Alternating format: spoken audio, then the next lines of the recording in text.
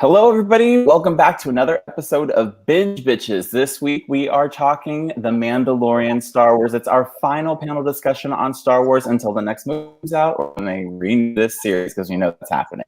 So today, we are going to be going over just kind of the tips and like some of the, oh my goodness, I am totally tongue-tied. So today, we are just going to be going over some of the episodes and kind of what our thoughts were, and we're going to have some fun facts. Here we go. I'm going to bring all of our cast members on in today. So hello, everybody. How are ya? Hello. Hello. Okay, so we have Annie Doll back. I'm sorry, Annie Setting. My God, I'm jumping into the past. We've known each other since college. See, those are my two clubs for the day. So we've known each other since college. She's actually one of the co-hosts for the Never Growing Up podcast. You guys can find that anywhere that you guys listen to podcasts, and it's a good little delight. It's a nice Disney podcast for adults. So we also have Brian Hill in the house today. He's from 619 Bearcast. This was one of my touchstones when I first moved to San Diego, like 10 years ago now. So when podcasts were kind of like on the upway. You never told me that. Yeah, that's kind of how I met you guys, and so it was kind of like something there. And so, and like when I went to PEX, I was like, oh, that's that guy from the podcast. So they are right now also doing newer episodes, and you guys can find those here on YouTube. You guys can find those on iTunes, and then we also have another friend in house that is Ian Cunningham. He is joining us here from San Diego as well. As a good friend of mine, philanthropist, activist. We are actually on the committee for Home Start San Diego. So it's a child abuse prevention organization, and they do a lot of good here in San Diego. And they're going to be going into their online virtual extravaganza this next upcoming week. So if you guys want to look them up there, homestartsd.org. And so let's get started with what people came here for, and that is talking about The Mandalorian. So we have been on quite a journey right now with our Star Wars talks, and so we are landing off on a really, really good note, in my personal opinion. Let's take it around. Ian, how do you feel about The Mandalorian? You like it? You hate it? What's your general thought? No, I love it, actually.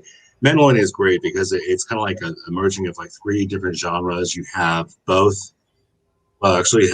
the Star Wars, the galaxy far, far away, the fantasy element of it, and then you have this very Western kind of it's one man on the landscape, against all these foes, and then also it tells a very human story, and it tells a story that kind of is based in your own self-identity and how you present yourself, and how what your deeds and your actions kind of outweigh of who you are and what you look like. And I think that is a really interesting kind of take right now, going through what we're going through.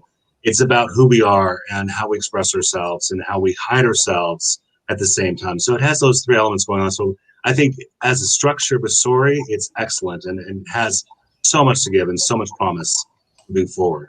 I have a feeling this is going to be an emotional, nerdy episode. I'm already loving it. So because there's so many little things here. So Brian, what were your thoughts on Mandalorian when you first saw it? Love it? Hate it? What was going through your head? I really enjoyed it. You could tell it was made by people who are invested in this property, who are excited and passionate, because it's so well detailed. You're very much in the Star Wars universe from the moment it starts off. There's things that are familiar and things that are foreign, and it's like a great mix of the two. So you're getting turned on to new things, but also seeing things that you're like, oh, that's like that, and that was like that, and all those kind of good moments. I felt that it had.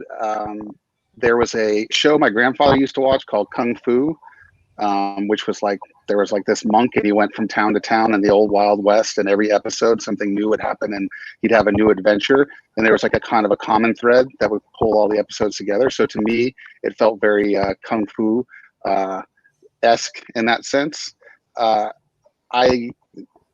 thought that maybe midway through there was one particular episode where I felt like things were maybe spinning their wheels a little bit, or the tone kind of shifted radically, which was odd. But are you talking the Caper episode? The Caper episode, yeah.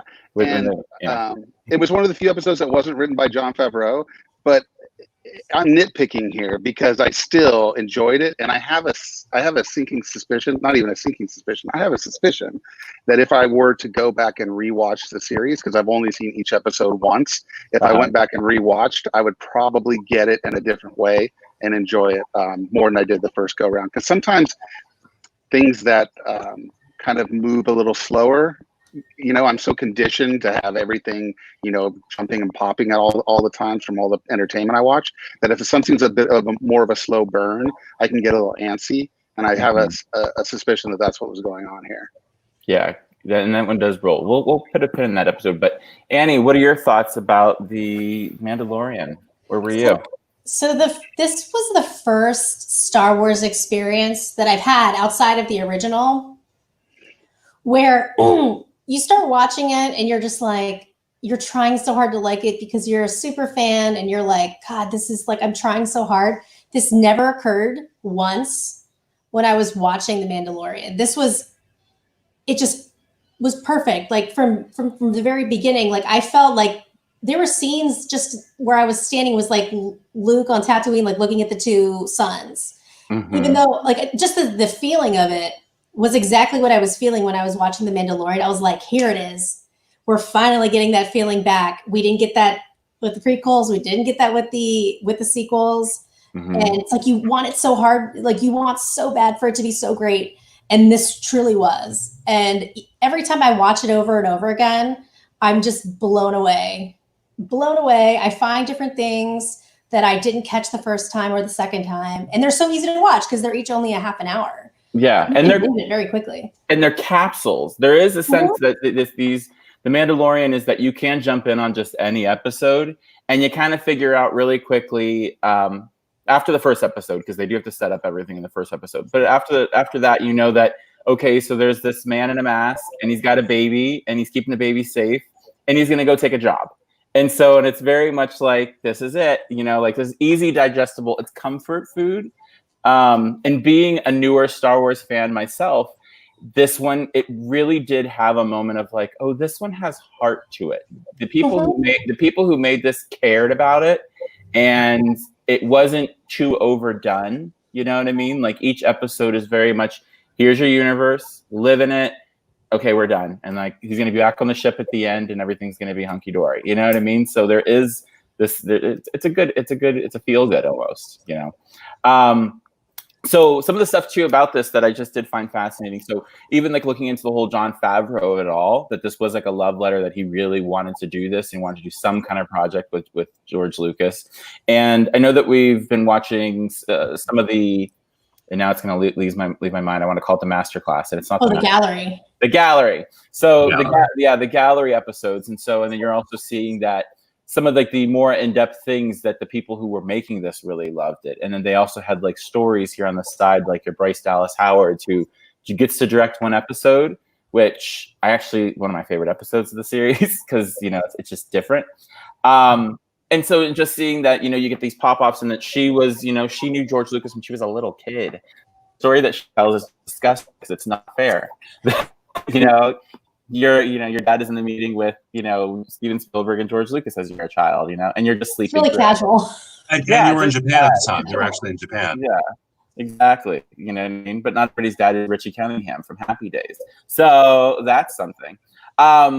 Another thing, I just kind of like looking at this series is a lot of like there is a diversity in the stories. There's a diversity in all of the characters and that sort of thing, and there's growth from characters that you're also seeing. And so love the Mandalorian of it all. And just discovering that whole world. And it feels weird because this is a series that I can actually talk to you guys and be like kind of on par because I understood it.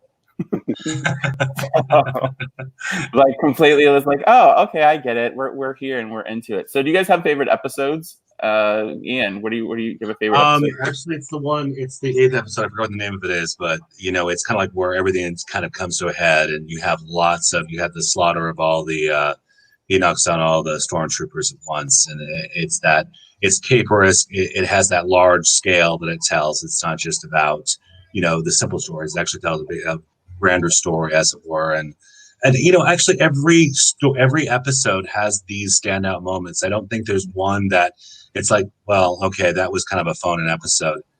And each of those standout moments kind of add up to something big, and they each build on something. And I think that's the brilliance of Jon Favreau, that he can pen these scenes together, and they interweave, and they tell 3 or 4 different stories at a time. That's one of the great things about the show, is there's so much going on, and every single time you watch it, you're reflecting on something else about yourself that you had not seen before. So that is just tribute to great writing, great production, and also a great vision as a writer as well.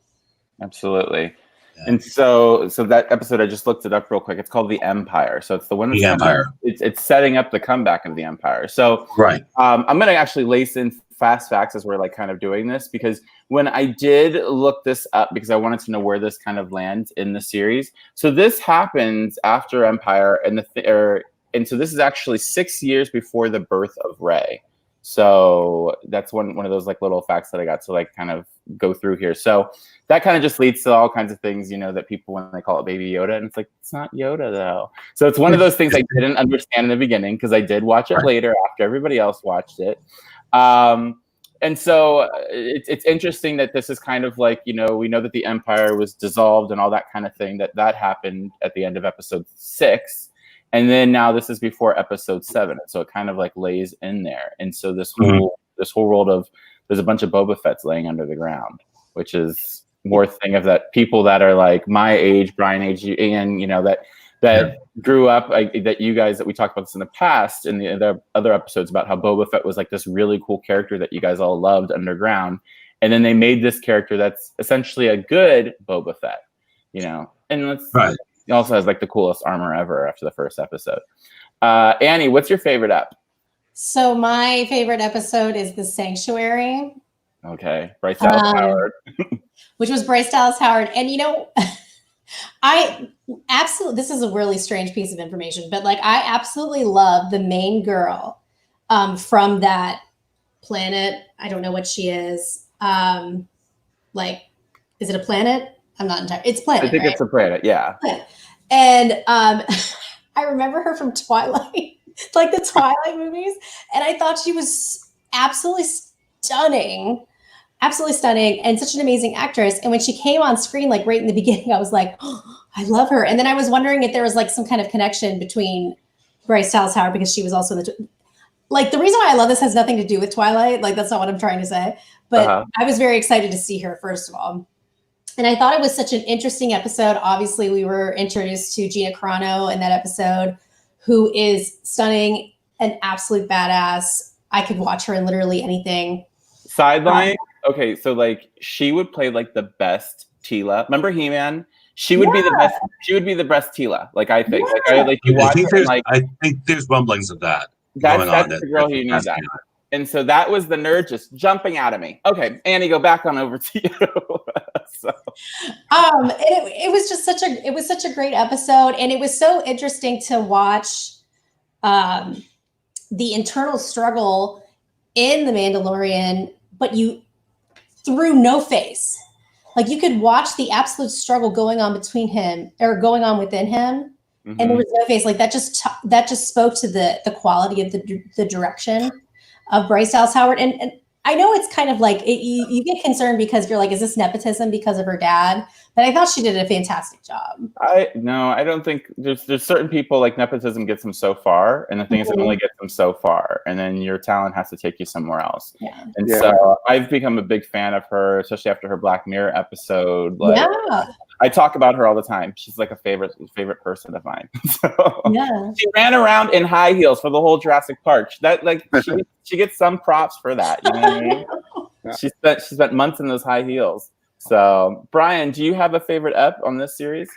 I think my favorite episode is probably the final episode, because it's a very much an adventure, kind of getaway thing.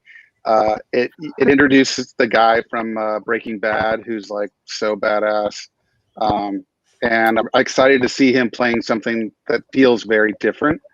I loved so here's the thing: if you can make me feel like I want to cry almost when IG-11 or whatever his name is, Yes. gives himself. I mean, I was devastated. That was so hard to watch. And I'm like, the fact that, and it was directed by, his name is like Taika Waititi. Is that how you pronounce it? And he plays the voice. He plays Yeah, he's the voice. And he's the guy who directed the Jojo Rabbit movie, which is phenomenal. So and good. also Thor So Ragnarok. I mean, the guy is really on a roll. And so I get excited just when I see his name involved in something. And that particular episode, I just loved how it all kind of came together and how it moved the story forward into the second season. And the Star Wars nerds are going to get mad at me because that episode's actually called Redemption. It's season 1, episode 8 is called Redemption. I wasn't going to correct. Yeah, no, we need to correct those things. I do not need comments. I will get hate mail and random weird DMs. Like, you don't know shit about Star Wars. So, and I don't. That's why we're doing this. And I just love the pop culture of it all. So, and the other thing too about Taika Waititi is he's the new director of the next big, Star Wars epic that's going to come around. So that's something that we'll look forward to talking to in the future. I didn't realize that he's also the executive producer of What We Do in the Shadows, because he did the original movie, so he's involved in the television show as well, which is pretty nifty. Yeah. So these people all have money. So like they all have money. That's like the whole Jon Favreau, that every time that it's something I found interesting because I heard this in a podcast, and then when I looked it up, Jon Favreau makes money anytime they use Iron Man. Anytime it is used, because he made the first one and then he wrote you like that whole situation. So that is sick. Yeah. So that's like free Disney for life.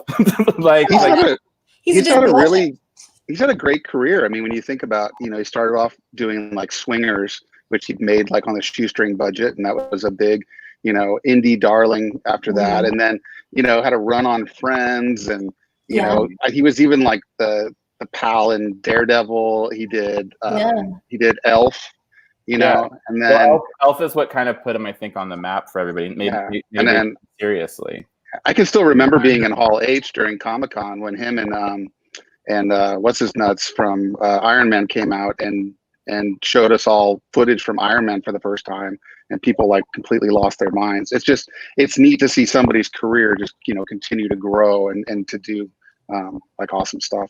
And hopefully he's like a really good guy, because it seems like people like to work with him. So, and even from the accompanying series that's on Disney Plus, that like it just seems like he's a good guy in general. So that series is really great. I mean, the first episode in particular, because you're like, wow, these people, they're passionate. There's not even a tiny bit of sort of like douchiness to it all. They're not like just filling each other up with hot air, and they're not blowing sunshine at each other's butts. They're just, this is something we all love. And I can't think of the guy's name, but I think he's the executive producer, the one who's like the super Star Wars authority, who's like under Jon Favreau.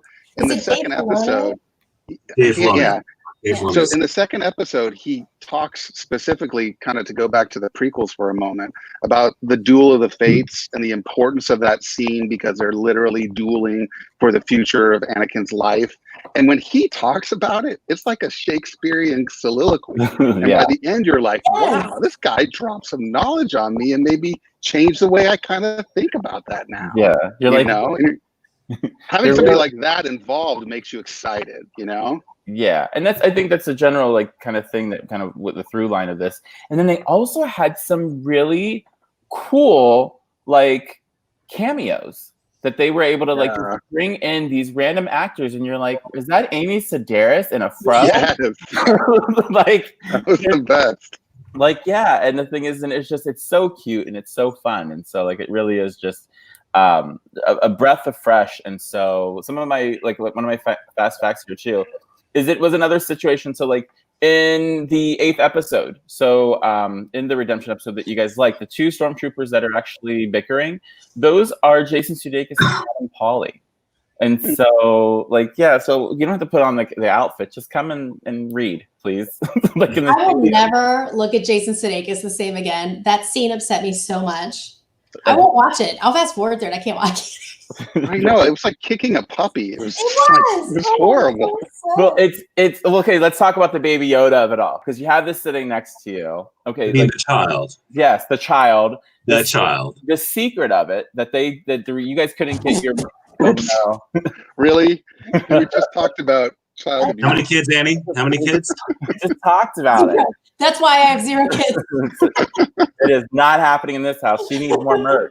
Okay, so like. We take good trips to Disneyland in this house. But yeah, so the whole the concept of it and the fact that we went back to practical props, practical effects. It's a puppet, which is really cool and fun, and it gives people something tangible. And then the secretiveness of it all, because they were launching Disney Plus, and this was the first series that was going to be, it was the anchor series that was coming out with it. And they didn't have any of your merchandise ready up until like now in 2020, like April 2020, I think was when everything was starting to drop. But then the series itself came out in October. Yeah. So when everything dropped through, and they didn't want anybody to know, and they wanted the secret to be like, under wraps there. So talking about the Baby Yoda. 1 second. Uh-huh. I ordered him or her. We don't really know. Is he? We don't know. Do they have a gender? We don't know. It's okay. I'm not trying to. They say it's a boy. When I looked at it's a boy for sure. Yeah, there's a thing in the gender conform. You turned it upside down and looked. It's exactly. A beanbag. Gender neutral. So we have another friend joining us. We have Lily. She's here. Hey, Lil. Hey. Honey, so we are talking right now about Mandalorian, and so we're just kind of up to the Baby Yoda of it all, and just the cuteness of it, the fact that it's a practical puppet. And so, Brian, what was your reaction to the sighting of Baby Yoda at the end of episode 1? Well, I had it spoiled for me because I was on Facebook, and somebody had already put a meme, because the Baby Yoda memes were inescapable at that time, and I was like, oh, I guess he's part of the show. And I mean, I think for me, the part where they're driving in space, and Baby Yoda's like touching this stuff and like messing with the ship, and that whole kind of playful relationship, I was all about it. I was like so in on that. It's so fun because it's like there's a stoic mask that has no emotion, but you're getting everything, Yeah. And so with basically 2 big puppets are playing in a room, and like you're just like, I'm here for it. We're back on Sesame Street. Here we go. So Lily, what's the child feeling? How do you feel about the child? The child, I feel like the creators definitely know it's cute, and so they're just gonna milk that for all it's worth. Like I heard Critical Drinker talk about that, and I was like, those are facts, and good for them. They need something that's marketable. Then they kind of hit it out of the park with like, hey, remember Yoda? We sold a ton of him. Let's make him a baby. Like, we're all here for it, though. We are all here for it. Just like so damn true. Muppets, though. You know what I mean? Like it's like a tried and true thing. Like, make popular thing a baby. Money. It's like good for you. Well, that's the other thing of it too, is that we do have my old favorite adage of like, we are gonna have toys. And we are going to make sure that you have all kinds of toys, because they gave you all kinds of new droids in this. We get 2 Mandalorian costumes in the first episode. You know what I mean? So there's that fun that we have in there, and then we have extra Mandalorians that are underground. Mandalorians in the background, yeah. Yeah, and then we also have more stormtroopers, dirty stormtroopers, regular stormtroopers with other hats. Like it's fun. So dirty stormtroopers, really good with this. Yeah. And that's the thing is that, so like, or the production design is like out of this world. So, So when just a moment ago, Lily, we were actually talking about what was your favorite episode of the 8 that came out? Hold on. Sorry, I'm not. The last one that was directed by Taika Waititi. I think it was just like all of the episodes were so serialized and kind of standalone stories that's the last story is where you kind of pick up that there is there's a character arc there, you know what I mean, as opposed to like this standalone story, like, oh yeah, plot, like, so and that like the nanny droid was like a really good callback to the first episode, and how they kind of handled the nanny droid was really great. I thought. And he's so wonderful. Like it's like I want a nanny droid, you guys. Like I want to pick me up outside the bar, throw me on a motorcycle that he stole, and take me home. Like let's do that. So like it's the best. Just anybody would do that for you. You're just like, yep, that one. Yes. Somebody just said, I don't know who this one's about. His cooking show on Netflix is also really good. Oh, Jon Favreau. Jon Favreau. Yeah. It's really okay, good. then. Kurt, nice for throwing in a little bit of pop culture. Thank you. So that's my cousin. Hi, Kurt. Hi, Kurt. Hi, Kurt. Everybody say hi to Kurt. Jon Favreau, I never remember that he's happy. Like from Iron Man, I know that Happy directed Iron Man. I know that Jon Favreau directed Iron Man, but also wrote for some it. reason they don't meet in my head. And every time I see him, I'm like, oh, it's Happy. Well, yeah. The thing is Jon Favreau is also the elf, which has given us years of like it's a Christmas classic, pretty much. You know what I mean? So For sure. it's And like he did Families and Aliens, which was like the precursor to The Mandalorian. true. Not like the way that it was directed, I feel. Well, it's probably how he kind of got this job too, is to kind of say, "Hey, George, look how inspired I was, and so I'm here for you." Because that's an audition. I am not above making a sizzle reel to get a job. So like, and your sizzle reel cost millions, and the thing is and it had all kinds of things that was attached to it. So I am going to go through some of our like cool like little fun facts that we have here. So this was the launch series. We already mentioned this for Disney Plus. Episode 1 officially premiered the day the service became available. So I know a lot of people, depending on where you were, they were staying up until 3 o'clock in the morning just to watch this very first episode, which leads to this actually, and I don't know if, I do have it in here. The Mandalorian beat Stranger Things as the most streamed series in U.S. history with over 100 million impressions in 1 week, which is huge because the thing is that it came up with this number midway through the actual series. So as they were dropping an episode once a week. So the thing is so by episode 5, that's kind of where this came into play. So they kind of held that record for a few consecutive weeks thereafter, because then they have episode 6, 7, and 8. So I think they're planning on doing huge numbers with this season 2 that's going to be coming through. And I actually did pull that a little bit. And so when I lied earlier and I said that episode 8 was called The Empire, that's actually episode 8 of season 2. So they have dropped that out there. So I won't give too many spoilers on that because the thing is that's going to be coming. So if you want to look it up, you can find out what all the episodes are going to be named. It just has names. Okay, so I'm trying to see what other things, because we hit upon a lot of my little fast facts. Okay, Werner Herzog, who plays the client.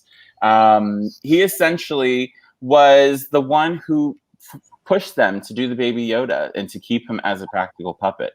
So he told them they were cowards if they were to take everything out. They were going to redo. Yeah, they were doing the scenes. And so I kind of looked a little bit into this a little bit more. And so as they were actually acting out the scenes and they were doing everything with this puppet, everybody had this affinity towards it and everybody just loved it. And then they were going to have them do the scene and mime it with no puppet, with basically just like a green bag. And nobody wanted to do it. And he was the one who spoke up and said, you guys are cowards. Don't do this. Leave the practical puppet in. So, and then he probably got a Baby Yoda free on the first day they came out. So I'm hoping at least. And then, so those are kind of like, we talked about all my fast facts, other things that have to do with just some of the other episodes about Bryce Dallas and whatnot. I still do have one other thing in here, that's Lando did fuck that robot in Solo. I want to all just remember that in our minds, that Lando did fuck a robot in Solo. So that is contextual. Yeah, so that's that. So, okay. Going a little bit more into like the series and all the little bouts about it. So like the episodes I think that everybody kind of felt a little bit about is the caper one. I think it's episode. Let me just the jail heist sort of one. Yeah, our jail heist, which is the it's called the Prisoner. It's episode 6. 7, yeah.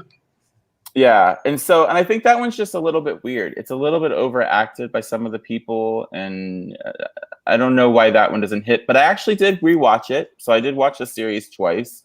And I did like it more the second time. And it just kind of shows a little bit more of how much of a badass he is and how much like don't fuck with this kid. So something to be said there. I hate the Twilight girl. Oh, see, you didn't like her, and Annie loved her. Teeth. They don't have fangs. Like, is she just the only one with fangs? Oh, she means the Harry Potter. You mean Harry Potter, the one who played Tonks? Yeah. Oh, is that Tonks? I didn't know that. Yeah. That's Tonks. So it's just like I want that hair. I want that like that Harlequin vibe, like real bad. So I'm just gonna a lot. She did do that a lot, and so the thing is, it was a lot. It was a lot of balancing a knife on a finger, and I'm gonna come and get you, and she probably would be the toy that I would have picked up as a child. Just saying. Absolutely, 1000%. The slutty Twi'lek always. Yes, Annie, what were you saying? I was gonna say, so yes, the character from the original Star Wars, that was one of my favorite. I can't remember, like it was some side character that was in those like.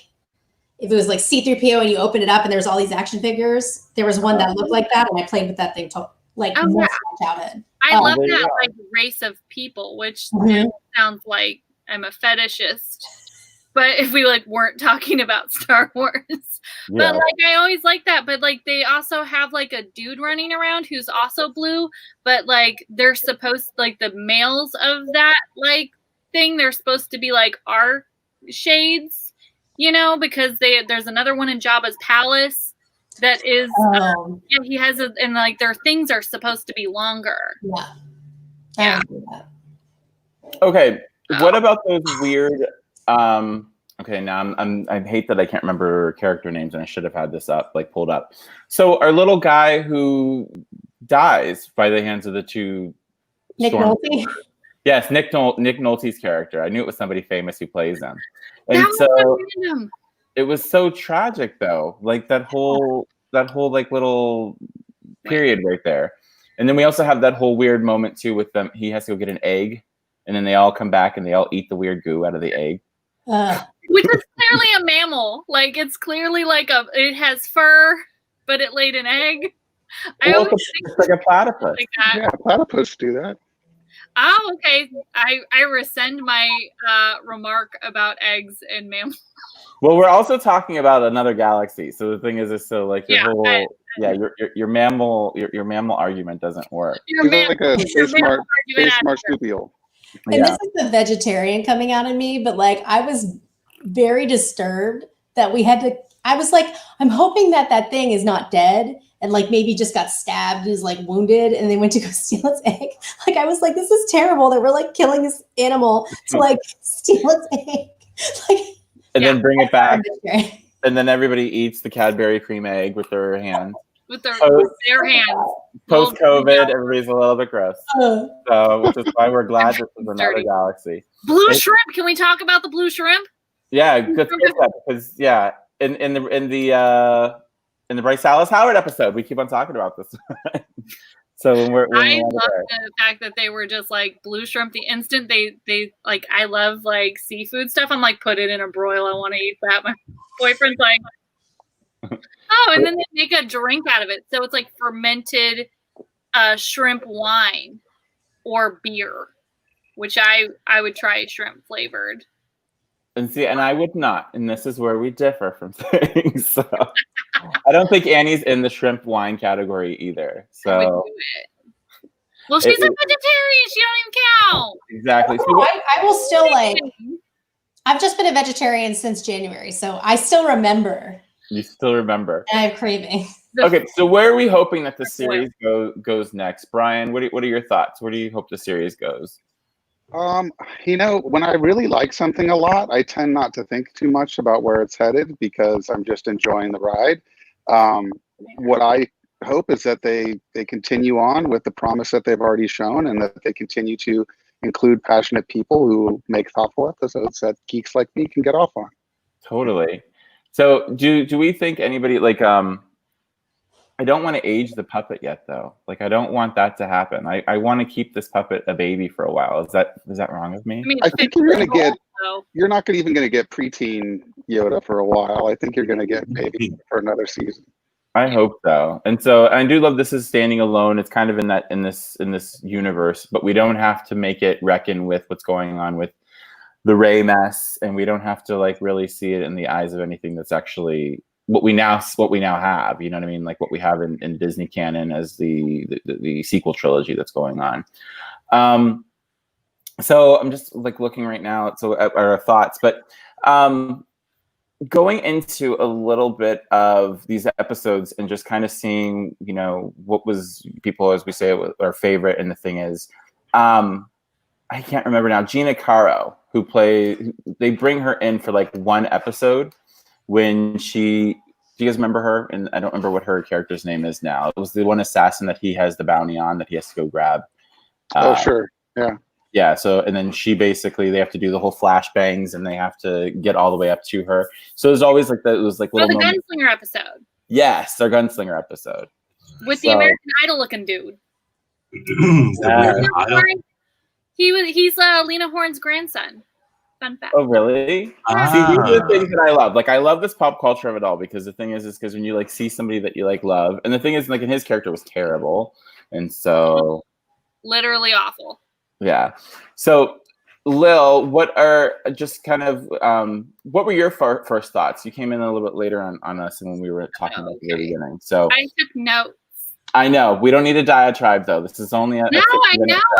I actually like the fact that they went very old school Japanese Ronin movie / Western, which is kind of Happy's wheelhouse, you know what I mean? With the he's a big Western fan, so you know when you are a big Western fan, you have no choice but to be a Japanese cinema fan as well, because that's where they kind of ripped off all their stories. Like, and I feel like the fact that they intersect so much. It borrows heavily. Yeah, they borrowed heavily from that genre just because like. That, I mean, Japanese people tell really fucking good stories that we just don't think of. So we do borrow a lot from that. I thought it was really interesting that they specifically did the lone wolf and cub one, where that's manga that they pulled from. So when they're playing with the little stick and the thing, it's the ball that they originally do in the manga. So it's like the sword. He's supposed to either crawl towards the sword or the ball. And if he crawls towards the ball, like the kid in the original thing is going to get killed, but he crawls towards the sword, so he's going to get trained in the way. But like it's just kind of a nod to that. So that was like really cool. What I liked about it is that you can actually tell that the people liked the property that they were working on. They actually liked the fact that they got to play in the sandbox, and I feel like regardless of its like pitfalls, you can kind of see like, well, they tried. So like a lot of it is. Even though I didn't get as much meat in the story as I necessarily wanted to, like, which is kind of my complaint about Cowboys versus Aliens. So it might be a Jon Favreau thing where it's like, I really like this, but like it has its flaws, but I would watch like season 2. Absolutely. Which I think to that point though, what's nice though, is that a lot of these writers, and the thing is, you see this with like Ryan Murphy stuff. We see, you know, like, where you have so many threads, they never tie everything up. And at least these episodes, each episode, get this fact enough. We're done with this caper. We are done with this mission. Let's put a pin in it. Now he's going to go to the next place, and we're going to figure out this next little piece and you know, see where this story is going to kind of like evolve to. That I think there is some satisfaction there, and I think that if they would have went with a lot more meat and a lot more stuff in it, it would have junked it up, and it might not be the product that we're seeing that we're so appreciative of. Just because little just like a little tie-in sort of things, and maybe tie in a few things with the overarching plot with every mini episode kind of thing. They do that. I think they do pinch in there sometimes, like even like in the very first episode, the first time I watched it, I didn't completely understand the whole situation with I don't remember what the metal is called now, the gold stuff, what he gets paid in. Vibranium, basically. The vibranium. So, the vibranium that is essentially, I'm going to be so Lily right now. I'm going to go real dark as Lily does usually. And the thing is, and there's a point of this here too, that this what is it called again? What is the stuff called? I don't know. The vibranium. The vibranium. I keep forgetting that word. So, anyways, the vibranium is stolen from the Mandalorians originally. The Empire has had it. They've stamped their number on it, a la Nazis and Jewish people, and now they are stealing their gold back essentially, and they need to, they're earning it back. And so there is that kind of thing that the Empire had this. They had taken it, and there's that tension with him and the other Mandalorians about why are you doing these kind of things, and hey, this was our stuff in the beginning, that we're getting our metal back. That's one of the things that seemed really weird, is that they kind of treat this dude like an upstart, but at the same time, like he's supposed to be like this challenge warrior. Yeah, like a really dusty sort of like been through it sort of warrior. Like he but he's kind of like, he's a bad boy though. He's a bad boy of the Mandalorians, and then you have like the A-list guys back at home who, what is this guy doing when he's out there? They only go up one at a time. So there's that. We're also talking about like we don't work with the Empire, but like Jango Fett was just working with them, and like this was like 2 years ago, so it's very weird. But the Empire doesn't exist anymore. That's the other problem here. Yeah, no, I know. But they like literally say, they're like, you're working with these people that stole our stuff. And it's just like, I have bad news for you about that clone army, sir. And, like, you know what I mean? Like, it'll come back around. I think what Lily's saying is about talking about him being a bad boy, and then he's also kind of, he's not, you said bad boy, but kind of like he's on the outside, but he's also on the inside as a history. I think that's kind of the genre of that storytelling, is that you have to have a character that has a past, but they don't necessarily need to be completely knight in shining armor. They have this kind of, you need to kind of see that evolve over time. So it kind of does start from that place, that he is a bounty hunter, that he is after stakes for his own good or his own greed. But the child, and that invention of the child softens him and makes him more altruistic, and makes him more human.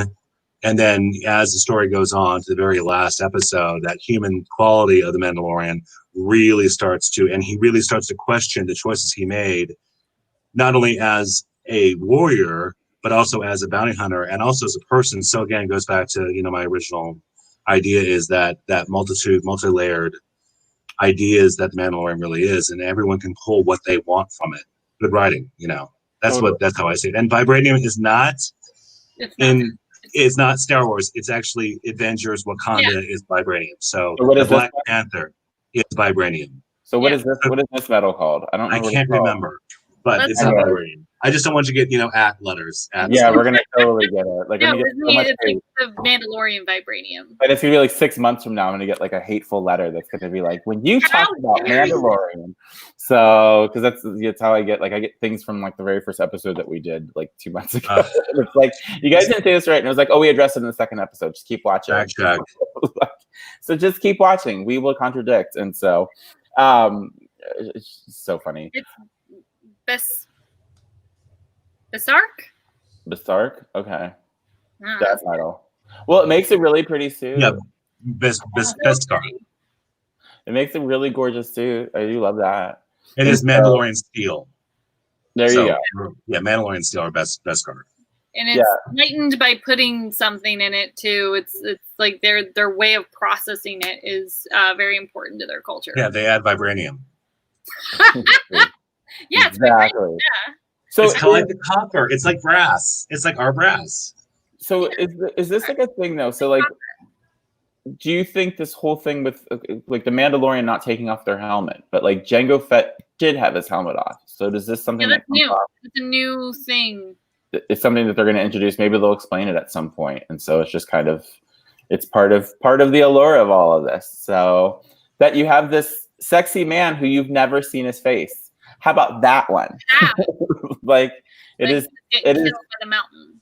It's like, it's kind of like, what New York City is, telling people to do right now for sex is like, just put on a helmet and roll it up. Yeah, exactly. So, this guy, he's already ahead of the punch. Who had that on their bingo card? Nobody. Not a person. Yeah.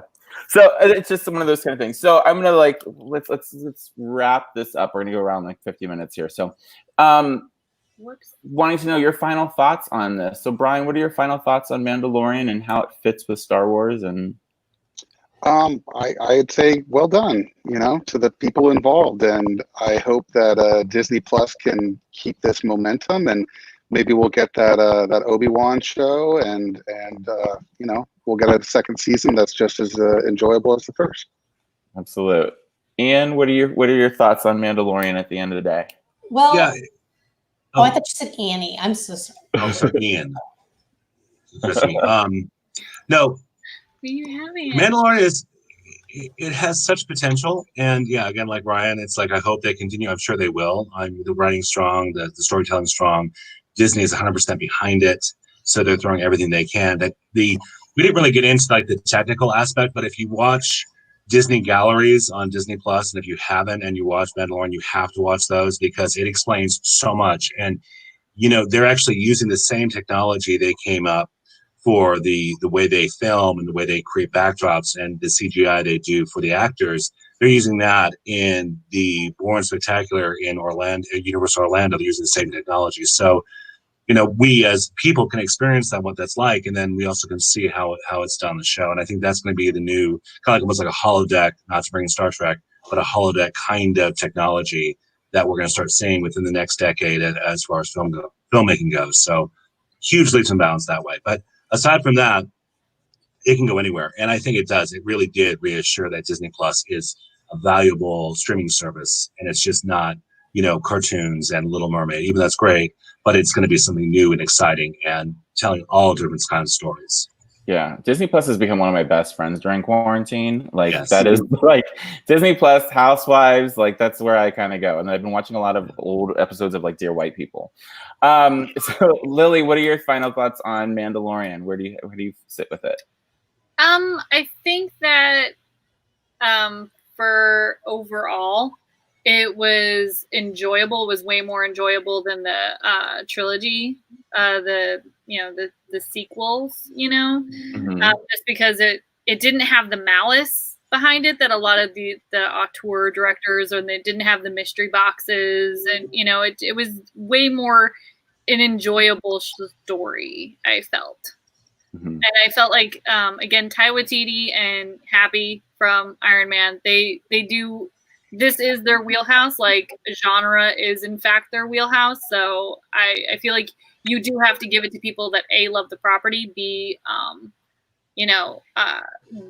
where it is their wheelhouse. So that's where I am. Yeah. I'm for it. It's turning me into this weird Star Wars nerd. Now I'm ready for the next movie. I'm okay, so they've offered this. Annie, what are your final thoughts on Mandalorian? So we didn't get to talk about the lightsaber at the very, very last part of the final episode. Oh, let's talk about it.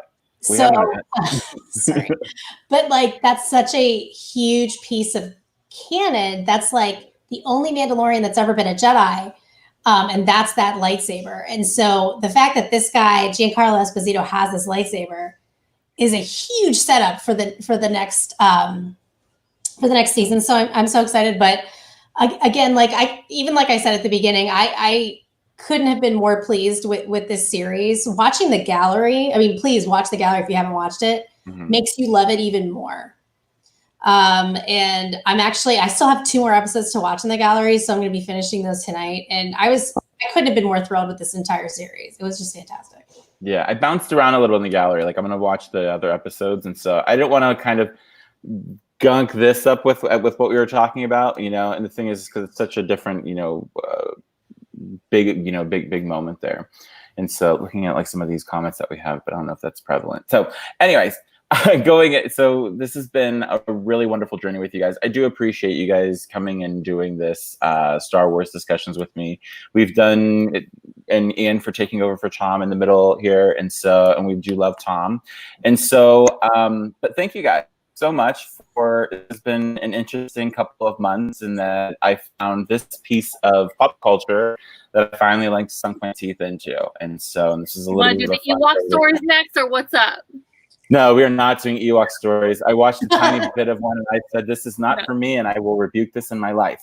So like that one is not going to happen. I do want to like kind of keep this open for like in the future when the next Star Wars movie does come out. And then as the Mandalorian comes out, maybe we could even like kind of section those off in like an episode or two and that kind of thing. And do some more discussions. This has been a lot of fun. So I know that my brand has been a lot of reality shows and everything else, but it's nice to kind of go ahead and indulge in these scripted pieces that do have a really polarizing effect on people. And that are really such a big part of our pop culture fabric, that this really does. It's like 101 in pop culture. You see, like Toy Story brings out, you know, I am your father. No, I mean, like all those kind of things have all kind of been touchstones and everything. And it's just kind of interesting to see where the Mandalorian is going to go. And like we have kids now that are growing up with this, and to see, you know, in like 5 years, you know, the craziness that people will be doing. So, other than that, thank you guys so much. This has been a wonderful experience with you guys. So again, this has been Binge Bitches talking Star Wars. I do want to go ahead and just bring up a couple things here, though. We have talked about this in the past. Nerd Matters, the Etsy shop. It's Ahmed Best. He is right now, he's donating 100% of the profits from the Jar Jar Signature Edition pins. They are $12 each. There's 3 different varieties of them. Go and pick one up. They are going back to Feeding America Food Bank Network. And so it's something that I do want to encourage people to go ahead and, you know, purchase one of those pins and give back. Also, another one of the philanthropic kind of things that I'm doing with Ian right now is over at homestartsd.org. You guys can go ahead and you guys can do look up. There's going to be a virtual extravaganza coming up this week.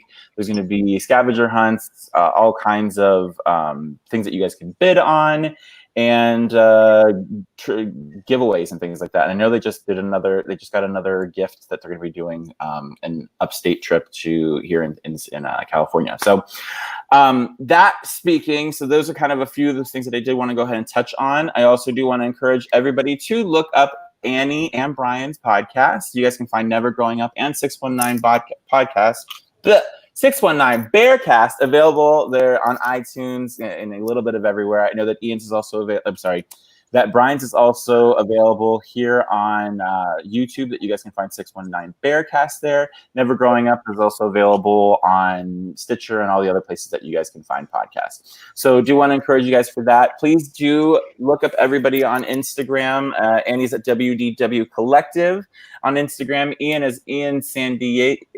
Ian do San Diego, I think. I don't know, something. Ian Cunningham. Who cares? Who cares? We have Brian at Hasbro Physicist, and we have Lily. She's at Lily Holiday. Please do go ahead and go and give them a follow. See what else they are doing in the community. See what else that they are doing professionally, and just give them likes, okay? So it costs you nothing for likes. So other than that, thank you guys so much for joining us today on another issue of Binge Bitches Talk Star Wars The Mandalorian. If you have problems with what we said, fine. Subscribe to Binge Bitches on YouTube. Thanks so much, everybody. Love y'all. Mwah. Wait, there we go.